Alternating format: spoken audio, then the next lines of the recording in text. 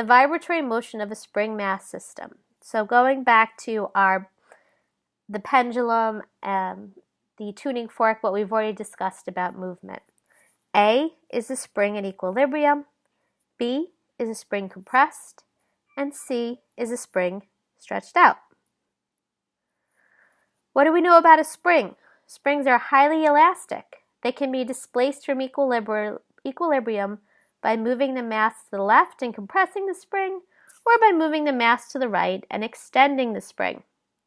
Regardless of whether the spring is compressed or extended, it's the restoring force of elasticity that opposes the force that acts to deform the spring. So again, we have this restoring force. If the spring is compressed, the greater the force will be required to accomplish additional compression because of the restoring force of elasticity. The magnitude of the restoring forces, or the FR of elasticity, is directly proportional to the magnitude of the spring's displacement. This is known as Hooke's law. So the restoring force equals the spring constant, that's K, times the displacement, but a negative spring K.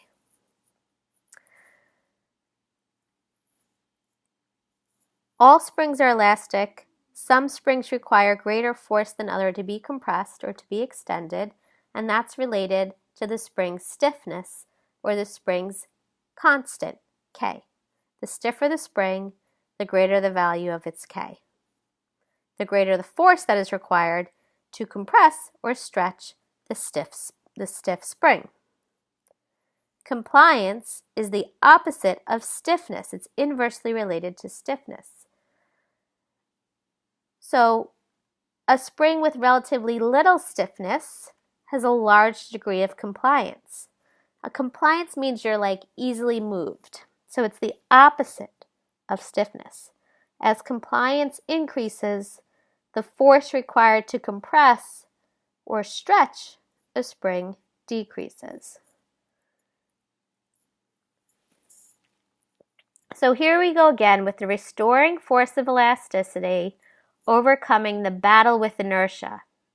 It's this back and forth straight line motion from equilibrium to maximum displacement to equilibrium to maximum displacement in the opposite direction. And it's a battle between two forces, the restoring force of elasticity and the force of inertia.